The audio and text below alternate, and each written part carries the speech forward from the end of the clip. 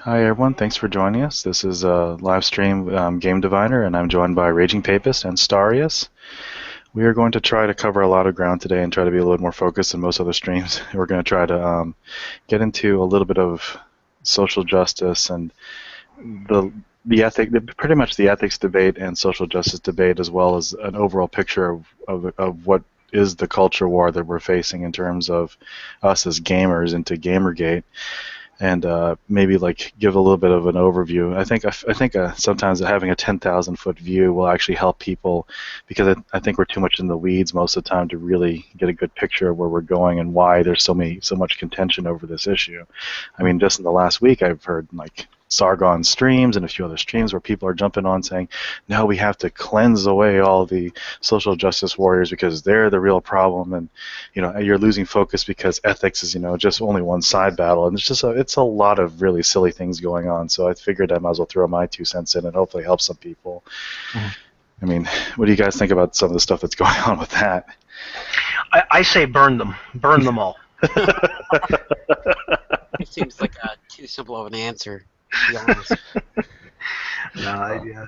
No, that was basically what Varlo was trying to tell Sargon. Just burn them all. Varlo's somebody who's been very adamantly like criticizing Sargon about his game and a few other things. But, Oh, that guy. Okay. yeah, and he pretty much was getting on his case mostly about like we're losing focus, and the SJWs are really the main issue. And then we had a conspiracy theorist, Seattle for Truth, jump on and also give his 2 cents about the social justice thing. And I think it really is getting too far into the weeds about that. So I just want to get back to it, get everyone back, say, okay, let's take a look at what's happened over the last year and why it's ended up as a culture battle. Because when it first started, it really was, for many of us who were there right before GamerGate was called that, it was one set of feminists completely and totally overriding another set of feminists who had a rival game jam at the same time. Oh, jeez. Yep. Yeah, I mean, do you guys remember that? Yeah. Didn't they like I don't know what the hell they did. They like turn off the power or something? It was basically you had well, in the very beginning, it was one of the stories that we remembered was that Zoe Quinn had shut down the Fine Young Capitalist, which was a game jam for getting women into game development. Oh, Mhm. jeez. And they wanted to get women to game development by having a game jam, crowdfunding it, having people vote on which one was the best game idea and proposal, and then build the game for them using not only just the donations from the charity, but also from grants from the government as well to help get women into gaming. Matt himself from the Fine Young Capitalist identifies himself as a radical feminist, and supposedly they're on the same team. They should be ideologically. Yeah. Ideologically, they are on the same team. However, at least from everyone else who was looking at it, it really just showed nepotism and corruption, basically, because as soon as Zoe Quinn and Maya Kramer doxed the Fine Young Capitalist, had Matt, the one who was running the Fine Young Capitalist charity, had him harassed, and they basically crashed their game jam because Zoe Quinn had her own rival game jam that she wanted to do called Rebel Jam. God almighty. Yeah, that's what happened before GamerGate, before the whole thing with Nathan Grayson. That was going on in the background. We only found out about it because once they started talking about Zoe Quinn in light of Nathan Grayson, did the Fine Young Capitalists come out and tell their story, and how the media did not cover them at all. And in fact, when the Fine Young Capitalists came to the media and said, "Hey, let's explain our story," the media said, "No, Zoe told us not to cover you because you guys are misogynists." Right, and you guys should really listen to what she has to say. I mean, she Right. did say it, so. Yeah, and listen and believe, right? There you go. So, See, for me, it wasn't even that so much as I don't normally care if a bunch of feminists are fighting other feminists, but for God's sake, someone save the boob plate. I mean, why wasn't anyone doing anything? well, we didn't know what was going on at the time. I mean, all we knew is that there were a lot of people complaining, but we didn't know there was anything ideological behind it. At least at this point here, at the very beginning, when people were looking at it from that perspective, before it was called GamerGate, there was just simply that blatant nepotism between one and the other, and it wasn't at all an ideological fight. Yeah. And we didn't realize that there was there was a lot of people behind it using the ideological fight to pretty much push their own narrative, push their own stuff. So, I mean, that's I think the bigger picture is, first of all, GamerGate wasn't a culture fight. It was simply a corruption fight, and then all of a sudden, we're all called misogynists, we're all called sexists, we're all called conservatives. Right. God forbid we're called conservatives. But yeah, that's what they started doing. They started making it into a culture fight when it wasn't from the start. Right. And in doing so, it kind of when they called us conservatives, I think a lot of us at the very beginning didn't realize what they were doing. And in retrospective, what it ended up doing was that anyone who wanted to research into GamerGate, and from the bigger media such as the BBC and the CNN and all the other ones who covered this whole thing, by labeling us conservatives, it kind of signaled in a way how to cover what GamerGate was about. Yeah.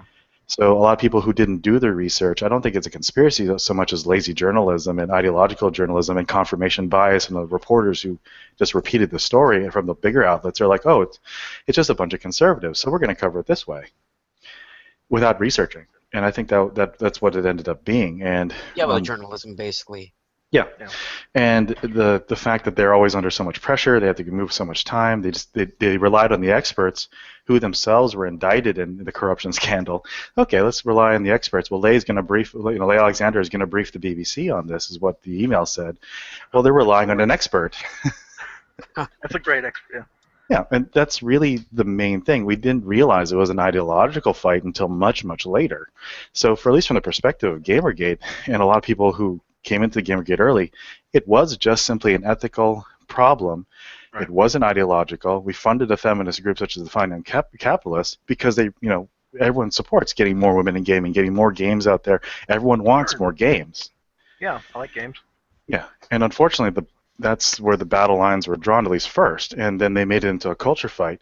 And I really, truly, honestly believe that at least the people who, were fighting mostly in games journalism, I mean, some of them might be ideologues, some of them aren't, probably, and all of them are pretty much trying to forward their own projects, forward their own friends, and even then, I think it's more of that, and they just simply use social justice as a lever to push everything that they're doing. Right. And outrage culture and everything. So I think they just called in the troops on us, and even though it really wasn't at all a culture fight, that's pretty much who we ended up facing down. Because in reality, as I've talked to other anti-GamerGate people, ethics is something we need to fix. Yes, unfortunately, that's the lever that they're using against us. It's all about social justice, and they want to avoid the ethics issues to cover up their own scandal. Right. Well, and I think there's something to be said for about the rallying effect that they did when they called us all conservative, right? Because all that did then was start to really incense GGers who were not conservative to be like, what the hell is this? Who are you talking about? I'm not a conservative. I never said I was. All I'm doing is trying to decry about this shameful journalist industry that you guys are pushing on us, and then for me, and then. So it solidified, it hardened them for the culture war, and then it brought in actual conservatives to be like, welcome to the fight that we've been doing this whole time. And then they came in, and which is where I sort of fit, I suppose. Although I was I was here since the very beginning, but I was one of those outlying conservatives in the beginning. Yeah. So, it's really amazing because as you said with the AGGers, essentially they see this as teams. You are attacking my team, and so what they wound up creating their enemy is our team. So I mean, they're a lot of them, to their credit, they're defending their friends, and there's a lot of tribalism there. And in fact, to just bring in the human factor, we're becoming more tribal in that sense, and that's something we've got to watch out for, that we defend people who, just simply because we're associated with them, and we kind of look the other way at some of the things that they do that are kind of shady. I would defend both you men to the death, no matter what you say. Aw, I love you too. Well, I did say something triggering earlier today, so I hope you defend that. No, I defend triggering actions. The more triggering you can be, the better. Oh, I mean, that's why you have Sorceress as your avatar. There you go. But trigger me more, please. Yeah. Trigger I me think always. I think that one of the things that people, I mean, especially with a lot of the social justice people are saying, yeah, let's fight for social, we're going to fight social justice and stuff like that. The social justice warrior mentality, at least.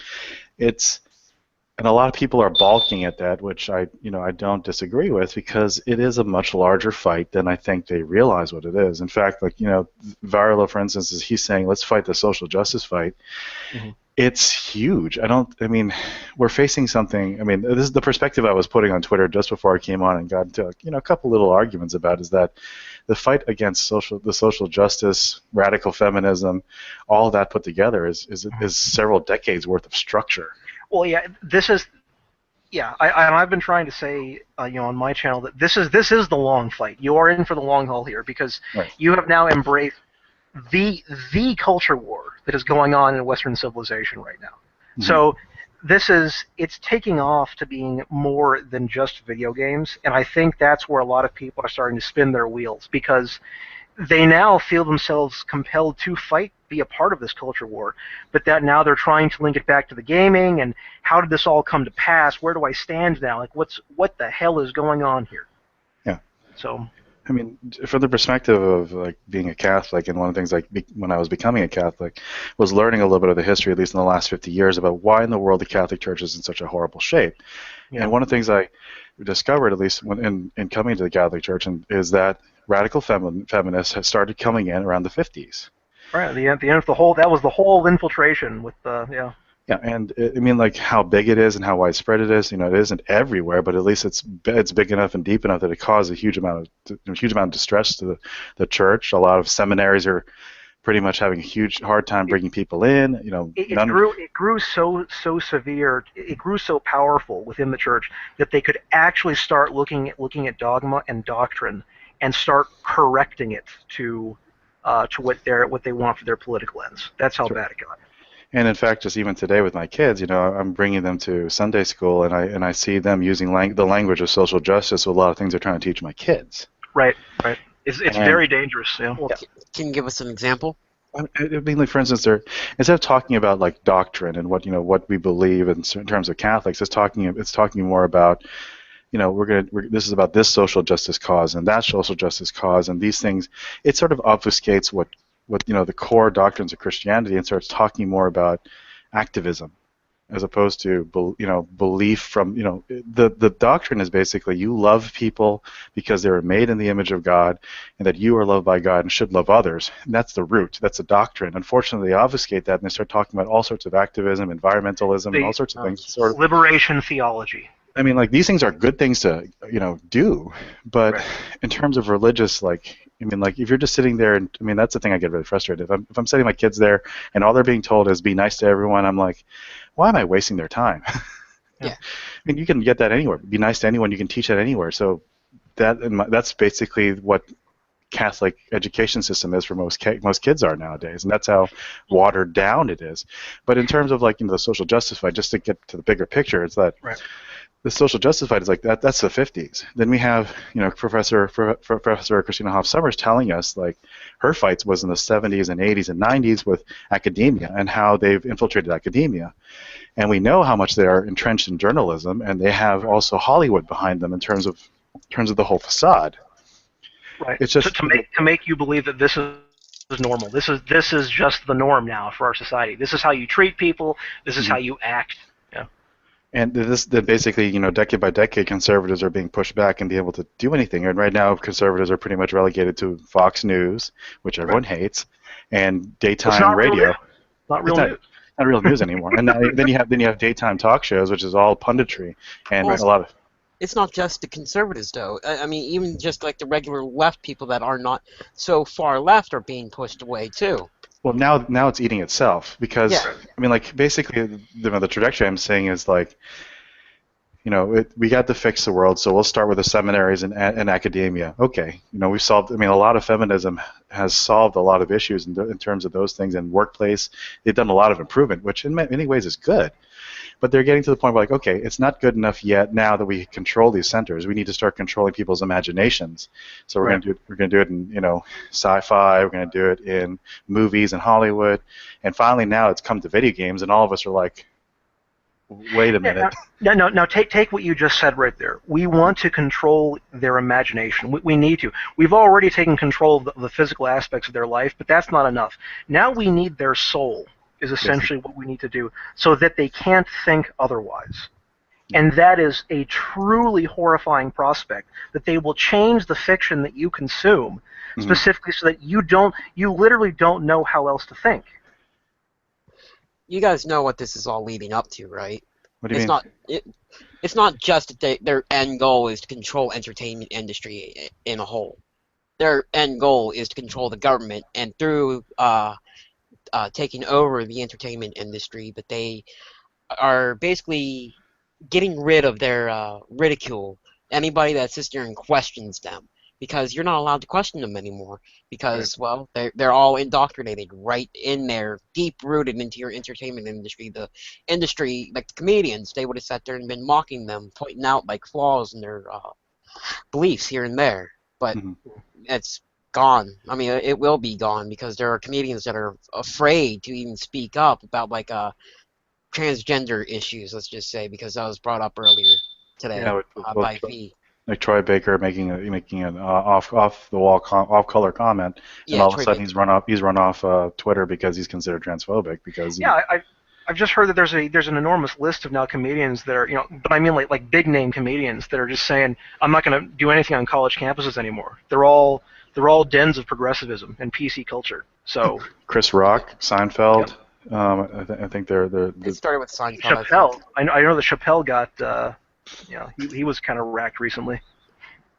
But I think Alan Bukhari wrote a really great article, basically showing that they're beginning to push back. Like Eli Roth is doing this movie about social justice warriors. Hashtag activism. We're going to go save the people in the rainforest, and they end up in the rainforest, and they end up getting. I want to see that. Yeah. And what's the movie? It's called the Green Inferno. And it's gonna be good. And Eli Roth, it's Eli Roth, and if you look at his Twitter, he actually posted a sample picture, and there's like a hand that's holding a cell phone, and on the cell phone it says hashtag JungleGate. And I'm like, oh man, if that isn't like a big signal to us, I can't think of anything else. But there was a Green Inferno back in 2013 too. It was an early. It hasn't been widely released. It didn't have the budget for it, so the movie was done, but he did it in light of like the Coney thing. Oh, jeez. So he did that in the Coney activism and how it just simply dropped off, and so that was so what he said inspired it, and in a way it's probably better it's being released now because especially in light of GamerGate, he has a much larger audience who might be interested in this. But he's not the only one. In fact, Anne Rice signal boosted Eli Roth. I was like, I looked on Twitter, I'm like, Anne Rice is signal boosting Eli Roth's movie about cannibals eating SJWs. I'm like, oh my gosh. I mean, I think that's the other thing. Like, people say, we have to focus on ethics only, but the wider culture, the wider battle is that GamerGate has gained allies in so many different places because of the censorious, mind-controlling social justice types who are just all over the place. And all of a sudden, we have people coming out of the woodwork, as our allies because of this.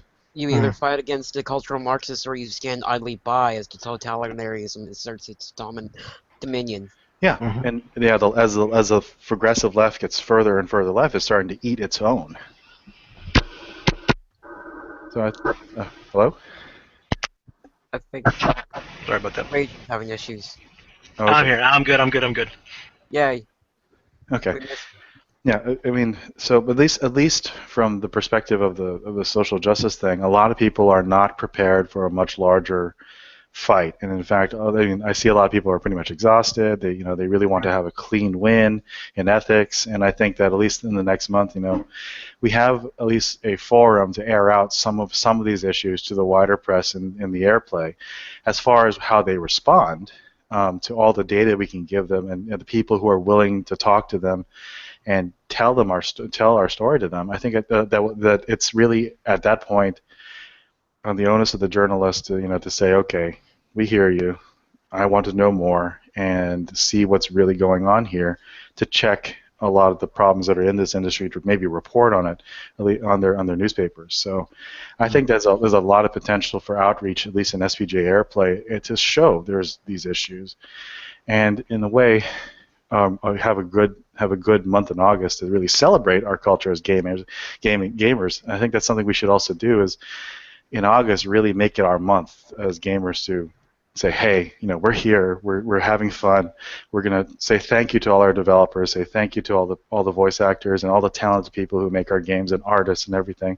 These are the games that I love. Just in August, have a lot of fun and just say we're still here.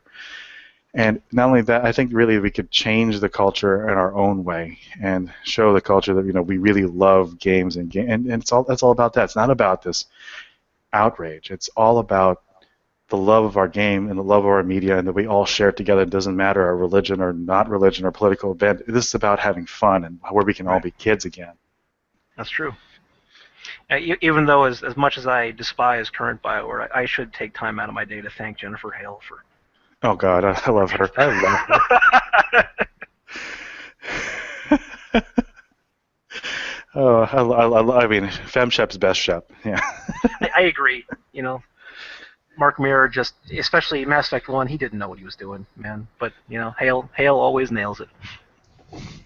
Sorry about that. Anyway. I never understood that. FemShep is best Shep. Have you ever played Mass Effect? No. Okay, if you ever get a chance, I think there's a pretty good packs that are coming out. It's a whole trilogy with pretty much all the DLC. Right. If you ever get a chance, just give it a try. It really, for me, I got it after the whole way after the controversy with the ending and stuff. But just by itself, the game itself is an amazing world. It really is an amazing experience, in my opinion. And when you play, on PC? Yeah, it's PC. It is on PC, yeah. Awesome. Yeah. I played it all on PC, so. And essentially, when you go through number 3, you'll understand. When the beam hits you at the very end, you'll know what I'm talking about. When the beam hits you at the end, just turn off the game and just make up your own ending, and you have a perfect ending. The universe explodes. Yeah. That's probably that's essentially what they did anyway. So yeah. Oh, okay. Well, just give it a try, but on its own merit, the whole story is just really great, and right. I think that you'll enjoy it. You'll just enjoy it, and if you play it, I recommend playing as FemShep, because just the strength of character that Hale is able to put through her voice and as Commander Shepard is just amazing. I mean, in my opinion, like, I was just playing through, I'm like, God, I love this woman and I would do anything for her. That's how I felt. I mean, literally, like, at the end of it, I'm like, I'm gonna march through hell for this woman. Yeah. I would do that. That's how much I just loved Shepard. That's True beautiful. love. True love. My waifu, right? Your wife. There you go. We all have one. But in terms of like getting back on topic about the whole SJW thing, what I think is a legitimate argument from the ethics side is that, and I made this analogy the other day, is that gaming in a sense is its own island where we want to get away from everything, and really, it's under attack. It is. And we're going back and saying, no, we're going to have to defend and fight back against this whole thing. And so ethics is our Normandy, is what I said. I said ethics is our Normandy. It's our beachhead to fight back from from this island. We're going to go back to the mainland, get our beachhead established, get ethics in there, and really start using that as a leverage to push back, at least hold that area. Even though it's a much larger cultural fight, at least we can just stop unethical behavior that people are using to push their agenda and push other people out and make money out of this thing. Because really, in the end, that's a lot of these people who we're fighting against are not really. I mean, you can say they're ideologues, but a lot of them are just simply really greedy people. As right. Leigh Alexander said, my whole ethics policy is to make money, fight bullshit, and to make sure the ones I love stand are the last ones standing. Right. It's not about her. For her, it's social justice. Social justice is just a weapon and what she uses to get her way. Yeah. So she doesn't believe the bullshit that she peddles. She might, but at the same time, like, if you look at it back 4 or 5 years ago, she was defending Grand Theft Auto from the whole violence crowd and stuff, and all of a sudden she believes changes. it now because it's convenient to her. That's why she believes it. Same with Randy Harper. If you look at what she was saying, about 3-4 years ago about open source, she's like, open source doesn't have this issue with sexism, and all of a sudden, she's now, social justice warrior #1 with the block list kind of thing, and that's her shtick now. But if you look at what she was like, 3-4 years ago, she was saying that open source doesn't have that problem. You're referring to that interview between her and that radio talk show host, right? That's correct. Yes, she had a radio show about that and saying that social justice isn't that all these women complaining about sexism in the field are just not talented. I mean, that's pretty much what all of us have been saying. Oh, shit. Yep. Wow. That's Yeah. some pretty good reflection there 3-4 years ago. Yeah, and really, when it comes down to it, it's just simply, she saw an opportunity to get herself in the spotlight to do something that, really to make her really shine, and it kind of has backfired in really odd ways. And in some ways, she's been, somewhat successful because OSCON, just in the last week, has defended her, and pretty much used the block bot for about a week on us, and the community manager's like, oh yeah, this is proof that we need this block bot, and it's like, no, you're just being dumb. There's Right. like no benefit to using the block bot. Like, how many people does it actually block? Like, I heard like over 30,000. Or About, I think it was refined down to about 9,000. yeah, but still, that's 9,000 people that could potentially donate to them that they basically gave the middle finger to. Yeah, including a lot of I would- independent developers. Yeah. I would never donate to any of these people. They all just disgust me. I don't know. As a tech person, I was kind of offended that O'Reilly Books, did that. I mean, they're the one of the sponsors. I'm like, come on! I buy O'Reilly Books. I'm a technical person. I use their thing, and you're blocking me simply because I'm on this block list that was designed by one of the worst programmers I know of. Right. I mean, hell, O'Reilly Books is what got me into programming. Took me by the hand and taught me C# from the beginning.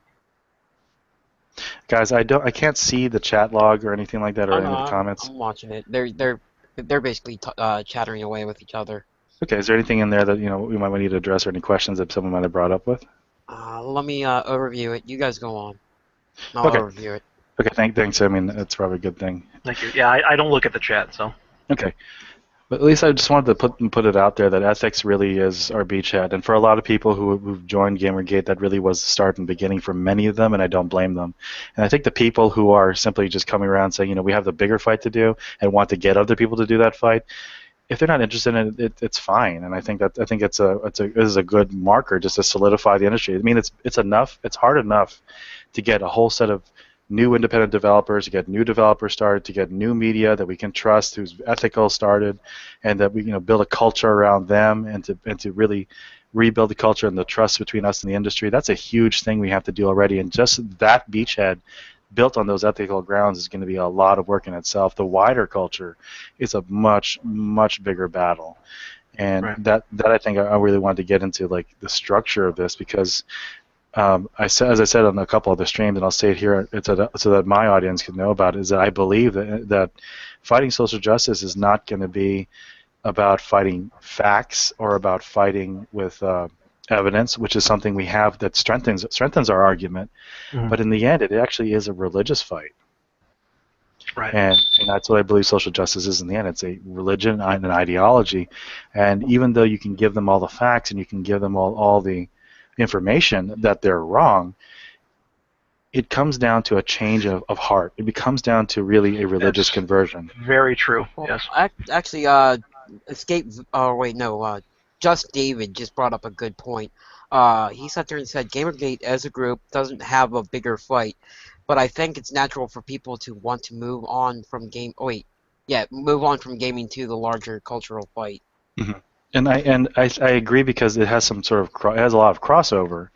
The crossover is in sense, censorship. It has crossover in freedom of speech, and that's where we've gained, as I said earlier, that's where we gained a lot of allies, because we want to protect our industry, and with gaming, with its crossover to so many other fields such as science fiction and fantasy and Right. movies and geekdom, we want to defend all of it. Right. Yes. Well, it's human. It's the human extension of this, because all of these issues are interrelated. Yeah. It's like, these issues. The culture war is not a series of wearing various hats on different days. It's not one day I'm a gamer, the next day I'm religious, the next day I'm conservative, the next day blah blah blah blah blah. Right? You are all of these things at the same time. So if one of your identities is We're greatly politically attacked, fluid. Exactly. Fluid. There you go. So, but if one of those things is attacked, not only will you defend that, the way you will defend gaming then in this instance is by drawing on your experience from the other elements in your life, those other facets.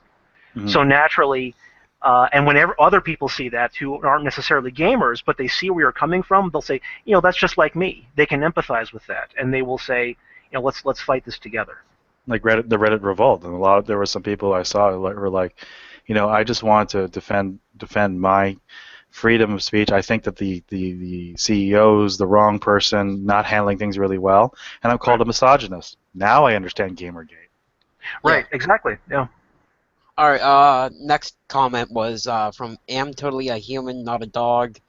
I just came into I just came into things, but is it fair to say that Gamergate, at least from the end of August, wasn't so much a starting point as it was of a kind of common banner? I think really there was another question that somebody had once told me, like he leaned anti-Gamergate, was asking the question, like, we know that games journalism and everything else has always had ethical issues. We have a whole number of years that we talk about their issues with Doritos Gate, with IGN, and so many other instances where we know that with games journalism there's always been some sort of kind of unethical thing that a lot of gamers looked the other way because it was an enthusiast press and they were pretty much us who were talking about our games and how much we love it. Why did we look the other way, and what caused it to become such a huge uproar? And really what it comes down to is realizing that these people who are in the gaming press are no longer us. They are attacking us. They hate us, in fact. Mm. And I think that's really what it was. I mean, gamers as a whole have felt for like a decade at least, that the games industry has grown too big, too fast, and greatly disconnected from their consumer base now, because now the huge AAA companies don't feel like they don't feel like they know what we want, and they do odd things. So we, for instance, with Xbox, just a year and a half before Gamergate, I believe it was the deal with it thing, where Adam Orth comes along and says, Xbox will always be online for DRM checks. Deal with it. Right. And that showed just disdain and hate for gamers, that it was a huge backlash to that. And really the gamers are dead thing is really what sparked it.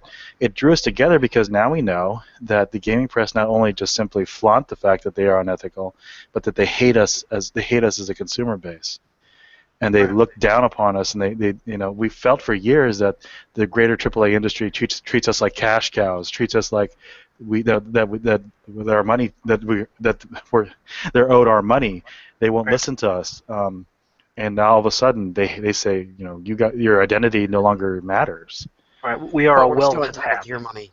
Yeah, and that's what really brought us all together. It's like all of a sudden, like, more than just simply the independent gaming scene. For me, as I said, like as an independent game developer, I saw the corruption, and it's the independent game development scene for many of us is a hope that we can get back to our roots. That the games industry can start again. There are smaller companies who are gamers, who understand what the gamers want to build what the gamers want, and that's what the independent games industry was showing us. And all of a sudden, we, for at least from my perspective, we now know it's not. It's all nepotism, and it's all about friends rubbing friends' shoulders and stuff. So now it's that dream is tossed out.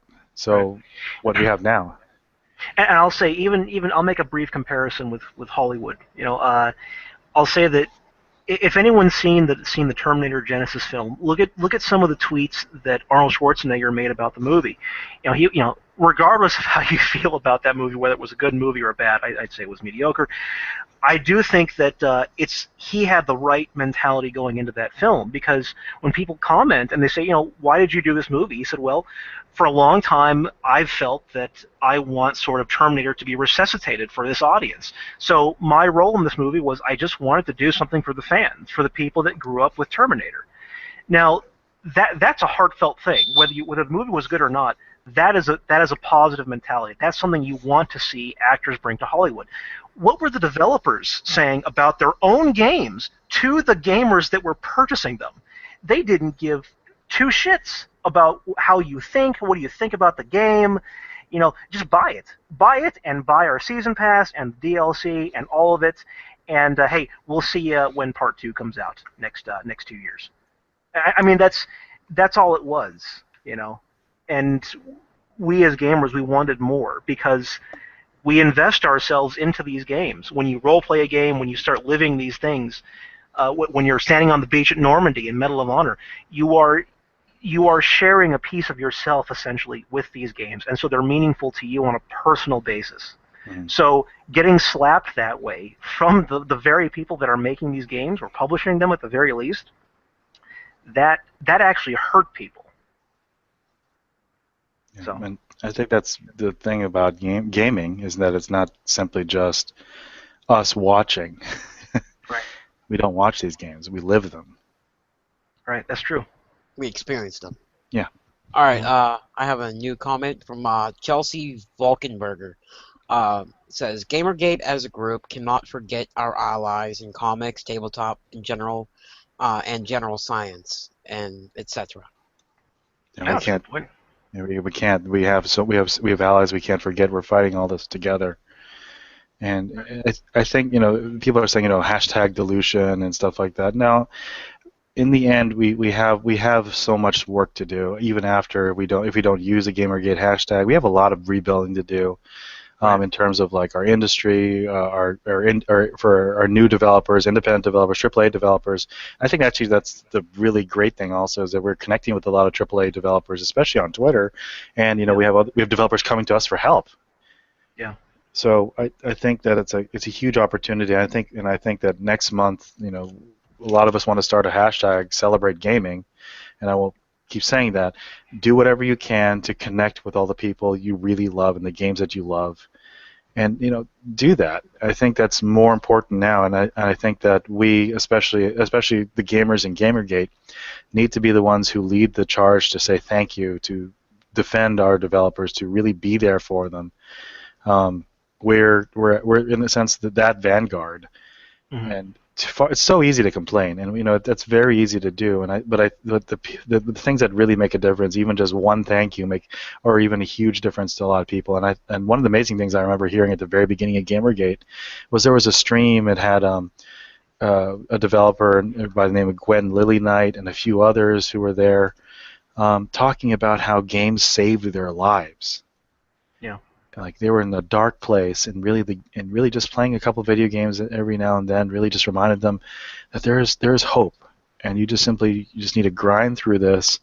And I want to look forward to what the next game's going to be, what the next wonder I'll see, and that I think really was an amazing thing that I saw that I saw at the very beginning of GamerGate, and they were brave enough to speak and say that they supported it at the very beginning. And I think we need more of that to say like, look.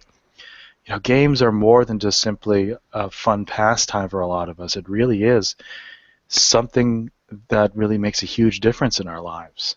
Yeah. It is a part of who we are as people. Mm-hmm. And all these these game journalists saying, look at these people whose lives are so, dependent on video games. It's like you don't understand us. I mean, just from myself as a parent, I'm there playing with my kids Little Big Planet. We're making memories together, for goodness sake. And you're going to call that bad, or you're going to call that being a loser? I mean, one time I was with my kids, and we were playing a Wii game on Nintendo. It had a little fish, and you just take the little Wiimote, and if a fish bites it, you pull it up, and you get a fish. And all of a sudden they said, "Hey, let's do this for real." And that's the kind of things that games do. It's Some dads take their kid into the front yard, throw the old pigskin, right? Yeah. My dad sat down with me and played Mario with me. It's what else is there to say about it? I mean, Yeah. It's just the same thing. Yeah, we're all different, and as much as we're growing up, all of us are growing up with games now. It shouldn't be so weird that we spend some time indoors with our kids playing certain things. I think that's the ridiculous part about it, and how much of it is a part of our culture.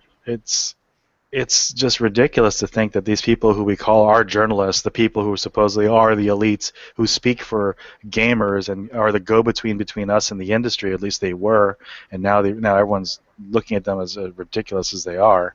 Right. But they're the ones saying, these people are mentally deficient. They are mentally neuroatypical. They spend all their times in their mother's basements and stuff like that. I'm like, it's disgusting that they got in these positions and can talk down to us like this.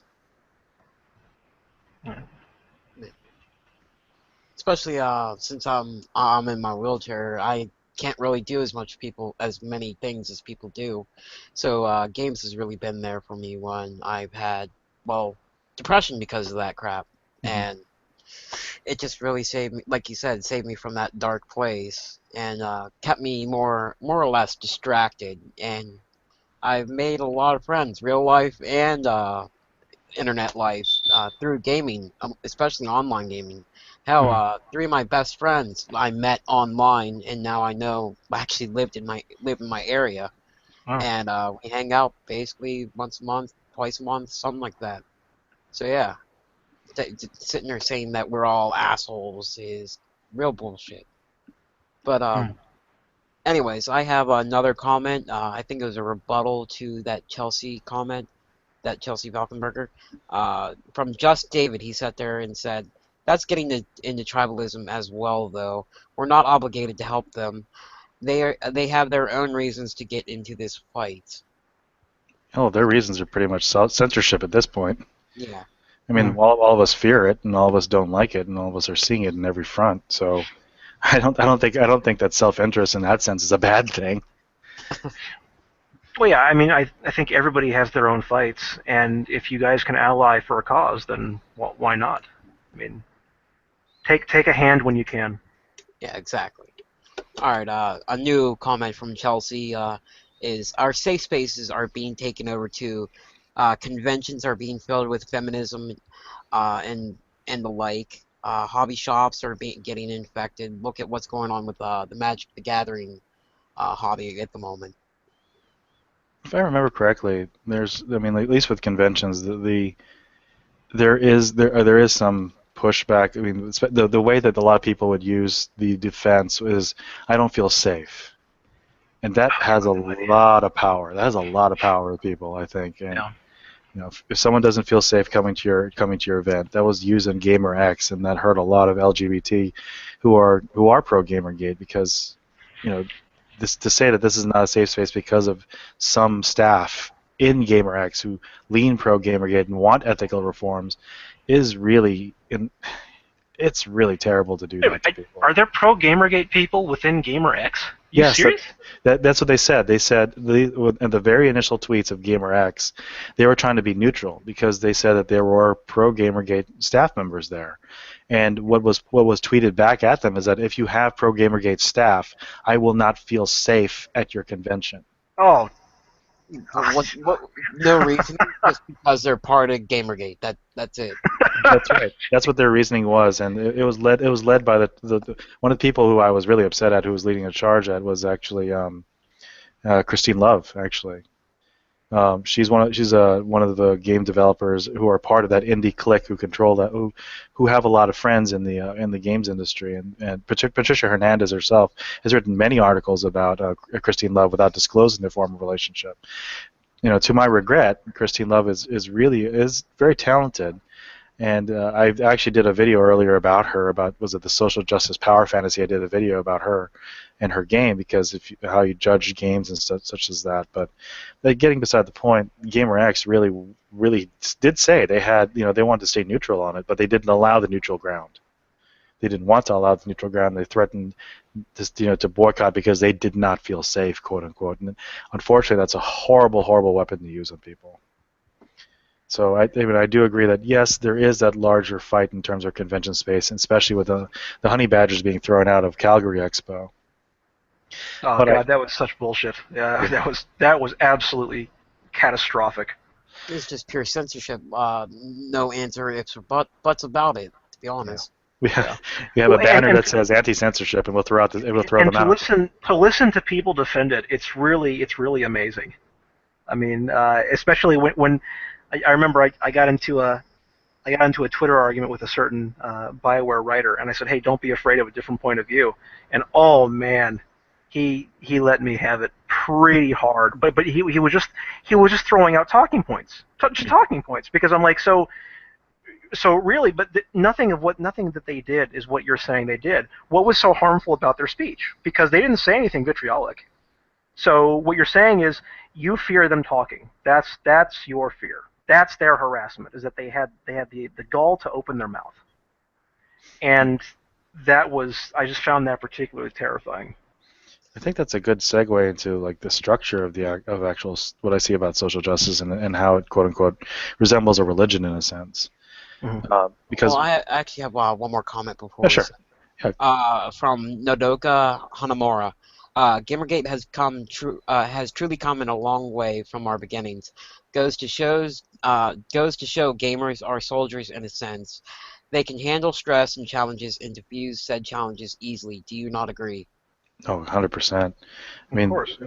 one TED Talk I think everybody on the stream and anyone who listens afterwards should watch. Shia LaBeouf. No, not to do it. Thank you. Oh, all right, no. There was a TED Talk by a writer and speaker. Her name is Jane McGonigal. Mm-hmm. I don't know if you've heard of her. She wrote a book called Reality is Broken. Jane McGonigal actually had a really great TED Talk you can find on YouTube with her describing what gamers are able to do, and she has a lot of faith in what gamers what gamers can possibly do to solve real challenges. And she was describing that gamers are optimistic. Gamers are, they don't need to be told what to do. They'll find a way to do it. She's giving examples of how gamers solve proteins by simply loving the challenge of doing puzzles and stuff like that, and like it's something that a computer couldn't do. And so she's there describing, they're able to form complex, vast networks of social networks, and they can come up with all sorts of solutions and get around a lot of problems. And this inherent optimism that's in the heart of gamers is what she says will save the world.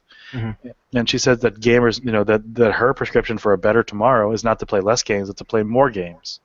And I mean, with her associations with the press, Jane McGonigal tends to lean anti-GamerGate from what I've seen, and she hasn't really tweeted too much about it and tended to stay neutral, but a lot of her friends and associations are the gaming press and academics who lean toward anti-GamerGate. But at the same time, GamerGate has proven her theory true. If you ever watch her TED Talk, you'll see that gamers have actually done exactly that to solve the problems of GamerGate, to solve the problems of getting around media censorship and able to press through all the lies and scandals and get to this point that a year from now, a year from what happened, we're here on the verge of really just breaking an interesting story on Airplay and to say, hey, look, guys, this is something you might want to revisit. Here's some information about this industry that is suffering from a lot of corruption, which has a lot of sexy stories if you really guys want to get into it, because just from the writing standpoint, the fact that you can indict an entire industry and show that there's a catastrophic failure in journalism is in itself a Pulitzer Prize-winning story. I love a good scandal. Yeah. Yeah, I mean, it really is. If you really peel it apart and say, look at all this data, it's quite something else to see. I mean, I really hope that, and it's my hope that this will be like the UVA rape scandal falling apart. Mm. And showing that this is actually a lot more than what people have made it out to be, and a lot more incredible. Because if you people still believe that's true, though, the UVA thing. I know. I know. We're not gonna convince the true believers who believe in the problem of like what the society is, and I think that's really a good segue into this religion, because I think like the primary premise of the social justice thing is that society and the world in general is inherently sexist and inherently homophobic, inherently prejudiced, racist in one way or another. Yeah, I mean that's what she said very blatantly. But really, the hinge of like the philosophy of, and basically you have to believe that the world is not complex in that sense, that the world doesn't have all these nuances, but that it really is inherently built to be oppressive. That's where the quote unquote cultural Marxism comes in. And someone said to me online, like, isn't cultural Marxism, a conspiracy theory? It's like, no, it's not a conspiracy theory. It does exist. It really, all it is simply the values of Marxism applied to the culture. Mm. Marxism being that there is an oppressed class and fighting against a privileged class. All the time. All the time. It's economically at first, from the Marxism point of view, it's first economic, and that the class warfare between the two will eventually bring about communism and equality with that struggle. Yeah. The cultural Marxism is that instead of applying it to simply economic class between the rich and the poor, the worker and the manager, or the worker and the owner of the business, you apply it to social structures such as race, sex, and that is the main focus of radical feminism, is that the struggle between the sexes, constant struggle between the males and the females. the war of the sexes, the battle of the sexes, Yep. was a phrase termed by cultural Marxism. So that story, that you have to believe that society is inherently sexist, or some sort of it was broken in such a way that it'll oppress certain people. And to be fair, certain religions, especially with some Christian denominations, believe in a total depravity, that the world is evil inherently. We are sinners in the hands of an angry God. Basically, yeah, and that's the similarity, and where it crosses over into what I was saying on Twitter earlier, liberation theology. Mm-hmm. It does bring it has the same tone, and the liberation theology is basically cultural Marxism applied to Christianity and other religions, mostly Christianity. Theological thought, yeah. Yeah, and it was thankfully condemned as a heresy by the Pope in the 80s. But it still has a lot of hangers on right now. But yeah, that whole facade of cultural Marxism covers not only religion but also, the radical feminism as well as the race struggle that we have. That you have to believe that society is still inherently broken fundamentally in one of these ways in order for you to fight it. So as Anita said, even though one woman or several women are shown to succeed, it isn't because society has become less sexist. It's simply because that these particular women are successful, not because society is better, but because they can manipulate the system better. That's just part of the entire progressive mindset. I mean, it's the we have to constantly be fighting. We have to constantly be progressing. We don't know towards what, but we are progressing. Right. That's the whole struggle. And unfortunately, like the common phrase is the perfect is the enemy of the good. Mm-hmm. And so they keep trying to reach perfection. They try to reach utopia. Even though there's been a lot of great progress, and there is real social issues we need to address. Nah. Not as much as if you take a look at history, like 30 years ago, yeah, we've done a lot of progress. Mm-hmm. But in terms of now, we're debating over the breast size and boob size of fantasy women that don't exist. I mean, exactly, and I think they should only be upped. Absolutely. But it's to that point. We're at that point where we can legitimately talk about these issues. Do these things actually affect people? Yes or no? And that's where we get into more evidence. But at this point, that's saying asking for evidence is just a tool of oppression at this point, right? Mm-hmm. That's true. That's at least that's the first major thing. Is at first you have to establish that the world needs saving. And how do you save it? And here's the solution: is this particular belief set, ideology, or religion? This is how you save the world. Right. And basically it follows what we call the Gnostic mindset. It's the idea that special knowledge will save this particular person or the world itself if you apply the special knowledge. In this case, social justice principles, knowledge of systems, as Anita Sarkeesian said. That particular knowledge will save the world. In terms of in terms of Marxism, it used to be the class warfare and the proletariat rising up and stuff like that. That's the kind of knowledge they're talking about. That if you have the classes fight each other, you can bring about salvation that way. Once classes are done away with. Right. Applied to gender theory, once sex and gender. We're all just some kind of fluid thing in the middle. Yep. Yeah. Once we get away from gender 100% completely, then we have solved the problem. That's really the end goal for radical feminism. Is that gender doesn't matter. Right. It doesn't exist. Yeah. But that goes against a lot of things that we know empirically in terms of our own experience. Like, does gender really impact us? And for many people, especially, we say yes.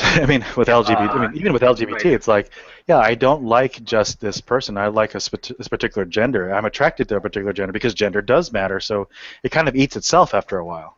Yeah. So, at first it appears as the ally of LGBT.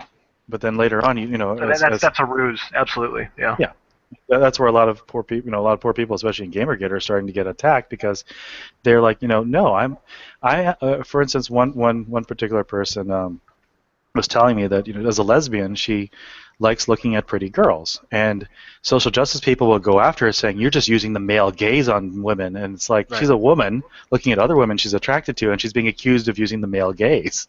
Right. How does that work? Well, because she looks at women like, you know, they're beautiful sexual creatures, and like, you know, these are beautiful women. I can look at them and be attracted to them, but But you how's can't that do a male that. gaze, though? I know. She's not male. Because that's what the males do. That's what the Yeah. males do. And you should be better. You're a woman. You're better than that. So she's generalizing. They're being generalizing. Yeah, Stereotype. they're using the terminology, but it eats itself. It doesn't fit. Yeah. Right. And so a lot of you know, lesbians are being browbeaten for, you know, being attracted to other women. So it's like they can't win. Instead of celebrating the fact that they like a specific gender, they like a specific their sexuality is a certain way, and they should celebrate, you know, being men, being women, being different. You know, we should celebrate those differences. Vive la différence. But we don't, because gender theory is basically there shouldn't be any gender. We should be just this amorphous mass of nothing. Mm-hmm. Going on that, that's part of the structure in terms of belief system. First of all, this is what you believe. The world needs saving. If you're part of social justice and you have that special, if you're a trained feminist, if you're, you know, you understand systems, you have the knowledge to provide salvation to others, and therefore you're enlightened to do so. And I think a lot of people are drawn into this, particularly from LGBT, because they don't feel like they fit in Right. with the current It's a system. group. Yeah. It's And the people who, you know, if you feel like you don't fit in society, the people you're automatically attracted to and become very tribal to are people who take good care of you, who, you know, who are very nice to you. And unfortunately, with the way things are set up, you know, that's how a lot of people fall into it. Is that you have these people who are nice to you from the very beginning, who have the social justice belief mindset, and unfortunately, a lot of LGBT fall into that. yeah. And then they will defend them naturally. Yeah. Yeah, because it's you know, it's only human. It's only natural. Yeah. Exactly. It's natural. And for a lot of people, like, you know, even though they can see, like, for instance, there are ethical issues in games journalism, they defend their friends, but that's only natural. Right. So that, I think, is the bigger fight, because even if you provide evidence, as you said, they still, you know, they're just repeat talking points because it's tribal. Mm-hmm. And I think that's the bigger fight we have in our hands, is not winning over minds, but winning over hearts. Mm-hmm. Yeah, there's really, from my experience with the culture and with everything going on within GamerGate, there's not much of a battle to be had when it's about minds. But this is a battle of hearts, because, I mean, the evidence is just so exorbitantly on our side for most of these issues, that it's like, if this was if this was solely a battle of empirical data, there's no fight to be had here. But if you're talking about attitudes and mentalities and emotional connections, feelings between people, these intangible things, that's where we're going. Yeah, my feels, yeah. And like in like religious terms, it's like, okay, well, if you're fighting against me, it only proves the fact that society is sexist. Uh-huh. It's like, from the religious standpoint, it's like, you know, if you're fighting against me, it's because, because the devil rules the world. If you're fighting against me, it only proves that the devil controls you. Right. In this sense, the devil is patriarchy or something like that. Circular logic. Yeah. Well, it makes sense if you use that, if you have the base assumption. But if you remove the base assumption, you can see that's a little bit, you know, off the wall. But that's the problem. Right. Alright, I have a comment from Just David. It's pretty long. I don't know if it's backtracking, but he wanted me to bring it up. Sure. It's real long. He said, but their viewpoints have to be... Oh, wait. I think I skipped a thing.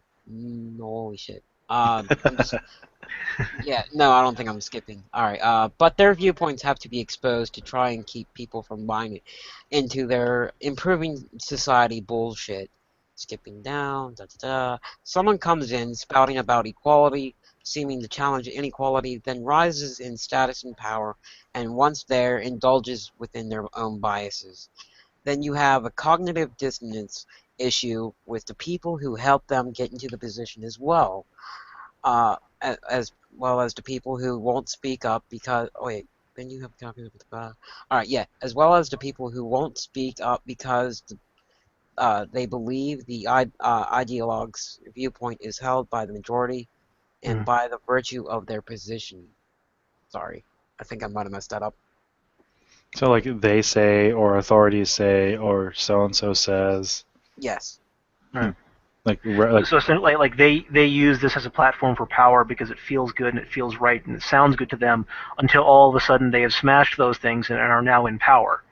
And now they'll just keep saying it, even though that they are clearly an outlier now because they have obviously overcome all those inequalities, as they say. And now people believe that there's all those inequalities because this guy who's now at the top, who overcame all of it, has said it. I think that's what he's saying. Yes. Yeah, unfortunately, I think Wu and Anita and a lot of other particular feminists who are in positions of power and privilege, with their political pull, their media pull, the amount of money they make from their Patreon, the amount of money they make from their Kickstarters, because, like all the people giving money to Anita Oh, but doesn't. I thought they were oppressed. Well, yeah, I mean. Well, you gotta look deeper. I mean, they're really oppressed. You gotta see. Yes, I have to see and believe and listen and believe all that. You gotta listen, man. You gotta listen. All right, I have another comment by Dynasty Star. In regards to feminism, I don't think that they believe what they claim to. They try to say that they stand against racism, but as soon as somebody who's person of color speaks out, their tune quickly flips, and the same can be said about anything. Women, gays, trans, anything. They don't care about you. They care about your allyship. I think that is absolutely correct.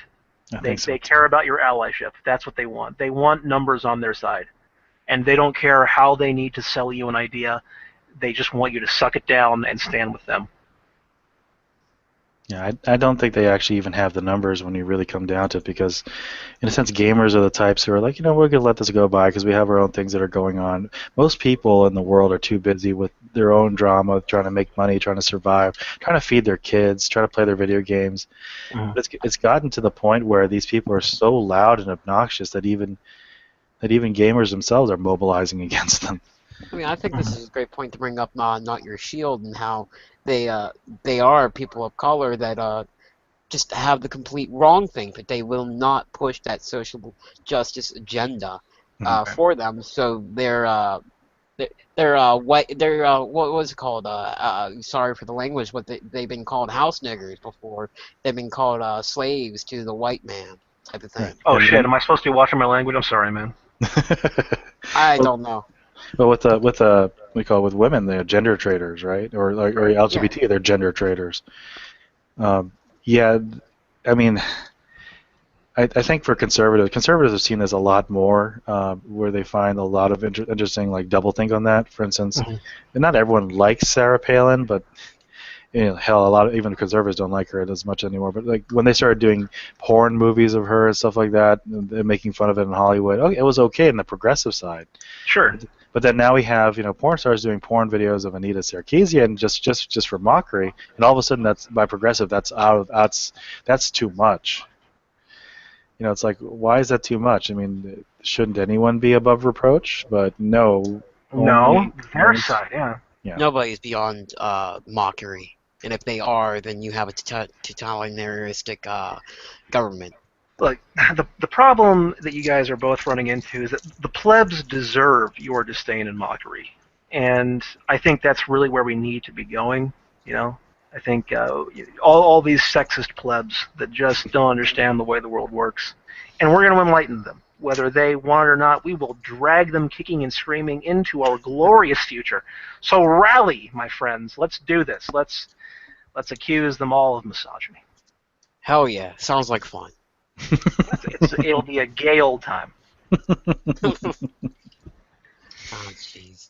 Any other comments on the thing right now? I'm just scrolling down, looking. I told them all to put at Starius in front of it when they have a comment.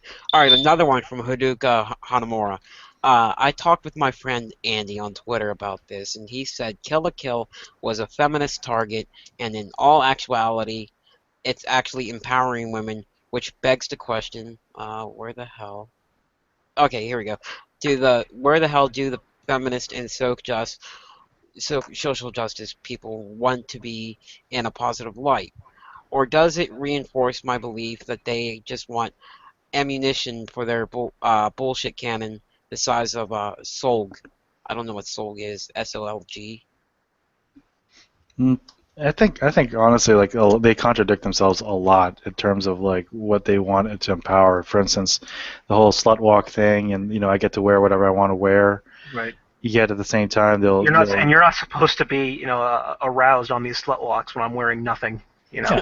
That just shows how oppressive you are. But then when you have someone like Mercedes Carrera, and she's she's sex positive, she's a porn star, and she's very comfortable with her body, all of a sudden she's a problem. And look at all these GamerGaters, associating with this porn star and sex worker kind of thing. It's like, what the heck? I thought you were all about these people. Like, God. Yeah, I think that's one of the major problems with feminism is that it doesn't have an orthodoxy. Mm-hmm. That's something that Sargon came up with. It like they really need an orthodoxy. They don't have any set of rules. It really comes down to They flip flop very easily. whatever gives them the most leverage. Yeah, that's true. Yeah. And like Anita, for instance, like will go against her own principles with her positive female examples. All of us, who are now trained in how she, destroys our favorite characters, our beloved characters, our beloved women, our beloved, stories. We know how she picks it apart and destroys it just to show that these things are so sexist. And all of a sudden, here's her positive female roles, and we know from poring over her talking points, she just contradicted herself completely. So, the Scythian is like a blank slate. Character. Is that positive or negative? And it depends on what your mood is as a feminist. Whatever gives us the most leverage. In fact, Anita herself in some of her videos and Jonathan McIntosh, they call it pop culture remixing, where they literally take snippets of pop culture to retell a story in a way to twist it to whatever they want it to mean. And that's exactly what her videos are. They're pop culture remixes. They take snippets of different video games and they twist it into a certain narrative to spin it a certain way. That's what they did with Hitman. Yeah. Her videos for a positive are the same thing. She'll pick it out and use it, and pop it a certain different way to show it all in a good light. And really, what it comes down to is that what was pointed out on Twitter, and a lot of people found out the connection is that. The first game that she signal boosted and said this is a great game with the Scythian in Sword and Sorcery is that Sword and Sorcery consulted with Silver String Media. They're all her friends. Yep. And Feminist Frequency is a consultant for Silver String Media. Oh, really? Yep. In fact, if you go to her Steam curator list for Feminist Frequency on Steam. Other than the obvious, Portal and all the other greats such as Beyond Good and Evil, if you look at the other ones, they're connected to Silver String in one way or another. So it's iffy. I mean, it's not a clear money trail. Feminist Frequency is very, very good about making sure that those things aren't traceable. That's where the indie scene. They're not traceable. How do you know about it? Well, it's not directly traceable. The conflict of interest is not a direct line. So it's a connection point, but it's not enough to say, hey, it's 100%. You could just simply say she's promoting her friends, and rather than a financial interest, because the financial interest is really hard to prove. But she's promoting her associates, changing her tune in terms of what's good or what's bad. So yeah, in terms of the comment from I think Nodoka, it's true. It's really what it boils down to. Wu herself is a great example of this. She trashes other developers and their sexist games, and she has then she puts out that catastrophe. Yeah, well, and her character designs are anorexic women with unrealistic proportions, and they're all white. I actually did like that. I mean, I even actually tweeted at her. I said, she said, I'm going to tone down the sexy parts of it. I'm why are you changing your artistic vision? And I really think that you should. I even told her you should stick to your artistic vision. I'd have a lot more respect for you if you just did it and be sex positive. Just do what you want for God's sake. I mean, You It's don't have only to cater. Peter, the, go ahead. the graphics are a mockery of today's graphics. I mean, she doesn't even know how to use subdivision surfaces. That's why it looks all polygonal. You know, like all the sides and faces, they look like like the boobs like only have like 4 faces on them. I know. My God, she needed more pixels in those. Yeah, exactly. Also, bringing up the orthodoxy and all that, Just David made another comment that they have an orthodoxy. It's just a nonsensical one, and it enables the double standards and poor perception of reality in action. Yeah, I agree with that 100%. Oh, I want to actually address one thing really quickly from the previous comment. Kill la Yes. Kill is a great anime. Yeah. Great anime. Just Yeah. I that's need all to go. want I say. need to get back to it. Actually, I am so behind in my anime. The last one was Attack on Titan for me. Yeah. Oh, jeez. Yeah, I really loved Attack on Titan. Oh, what was the one I was just watching? The one with the heroes and they're trying to get the Holy Grail. I forget what that one's called. That was my just last one. Well, that sounds like an amazing premise. I'd actually like to know what that is. Yeah, same here. If anybody in the chat remembers, hold on. I might be able to figure it out. Anime, Okay, Holy Grail. Yeah, go on. but I think that in terms of Oh, like, Fate Zero. Sorry. oh, okay, Fate Zero. Yes. Oh, okay. That the visual novel itself was a hentai visual novel when it started with. Did you know that? What? Wait, What did you say say? what? Fate Zero. Uh huh. Yeah, Fate Zero started with a hentai visual novel. Oh, Hentai Jesus. visual novel. Oh, Yeah, it was a. But there's a lot of anime that start off as hentai visual novels that get a huge amount of following and eventually make it into an anime. I wouldn't know anything about that. Oh, full disclosure, I'm still very much embedded in the anime scene. My wife runs an anime convention, and so I know a lot of cross from that. So So there's nudes out there of Saber and all that. okay. Rule 34. Rule 34. For God's sake, that's how I feel about Parasite Eve. I can't stand saying Aya Brea nude.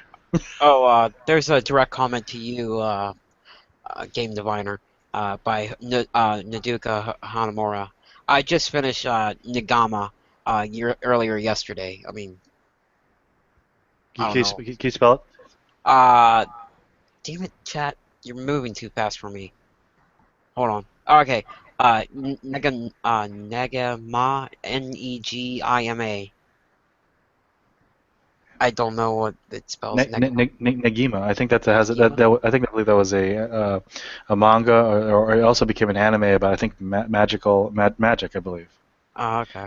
Yeah, it's got some really the art. I think is the same people who did. There was another great one that the artist, it just escapes me at the moment, but it's really beautiful art. If I remember, I have not read it and I have not seen it.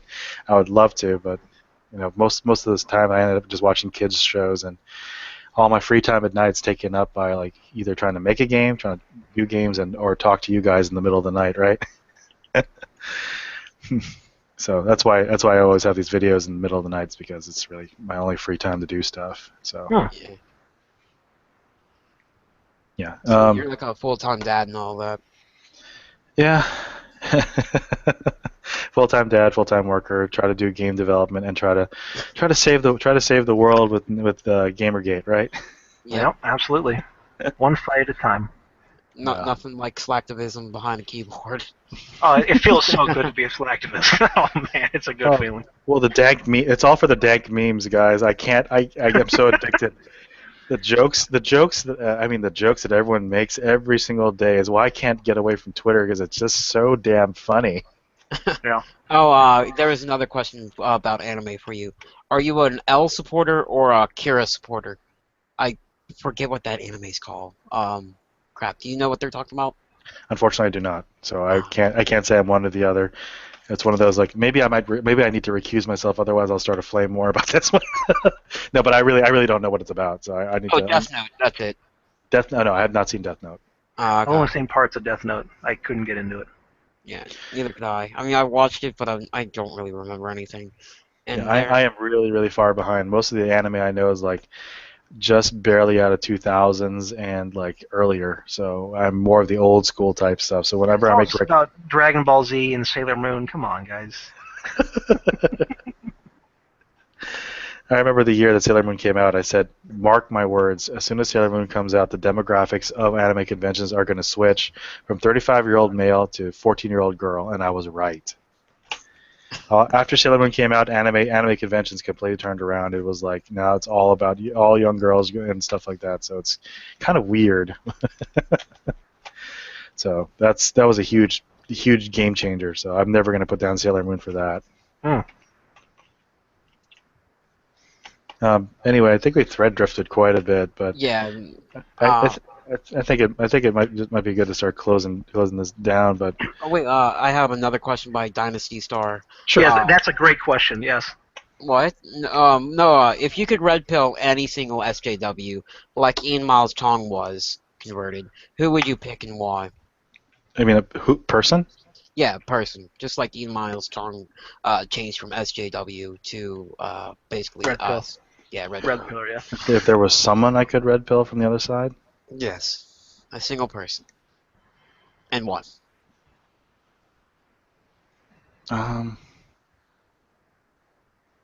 Honestly, Can I jump in here? Yeah, you have it. Yeah, I mean, I had just thought of it, but go ahead. I would red pill the shit out of Anita Sarkeesian. Like, not only would I be going directly to the top of the madness, but I mean, I think she's cute enough that if she experienced true femininity, she would just be dynamite, dynamite. To be honest, Anita, she doesn't really seem like she really believes the crap that she peddles. To be honest. That's I know, but if you could really red pill her and be like, yeah, hell yeah. For me, out of anti-GamerGate, it'd be Sarah Butts. Yeah. I think out of all of them, I sympathize with her the most. I mean, unfortunately, like a lot of people do hammer her a lot for the things that she's interested in and stuff like that. But in terms of a hurting human being, Sarah, I honestly hope there's something we could do for her. She is pretty damaged. I know, and really that's really comes down to, and I think it's a good part in closing it. But in the end, we will win. It really comes down to the simple formula that the social justice, radical feminist mindset is joyless. Yes. It has no joy. It's all darkness and despair. There's no room for fun. There's no room for jokes because every joke is problematic. Right. And the human heart cannot live without joy. It's not made that way. It can't survive that way. And in the end, like with a lot of people who come out of cults and stuff like that, they really are just tired. They get tired. Their soul is drained. There's nothing left. And really, that's the hope we have, is that in the end, the people who we're trying to reach just want to be human, want to have fun. And you see that in Ian Miles Chong, who's like, I can't do this anymore because this is something I love. Right. The Witcher 3, and all you guys are attacking it. And in the end, that's really what it's about. This is why video games cannot be co-opted, because you can fake a movie being deep. You can fake a painting being something more than what it is in modern art, like this blank canvas of black. It's more than that, or this movie is so much deeper than that, and you just don't understand it because you're a pleb. You can't fake fun. Right. You can't fake joy. You can't fake that. And that's why games are always going to be resistant to it. You can't fake that childlike joy. And that's what will win in the end, is just our simple existence as gamers is really what's going to put off all this. And they don't understand how we could last for so long is because this is what games mean to us. Mm-hmm. And I hope that next month we can seriously celebrate, starting in August. Let's start trending that hashtag and doing everything we can. Celebrate gaming. Yes, I agree. I'll do that. In the end, that's what will win. We win hearts. Mm-hmm. And thank you very much, Raging Papist. Thank you very much, Starius, for being with me tonight.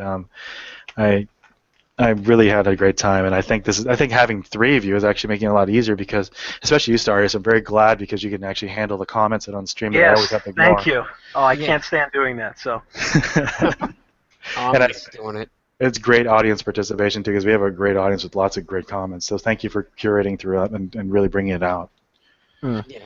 All right, and I'll close it up, guys. And thank you so much for everyone who's on the stream, and for everyone who comes after. Feel free to comment down here, subscribe. Raging Tape is his own channel. Starius is his own channel. I'll be sure to link it in the description, and I'll be sure to link that TED Talk by Jane McGonigal that I recommend everybody watching, because we've done all that she said we could do, and we can do it again with bigger things, and that's really what I believe in gamers. Absolutely. All right, guys. You all have a good night, and thank you for joining us. Yep. Thanks a lot. See you Thanks, guys. everybody. It was really Peace. good. Yep. Bye. Bye-bye.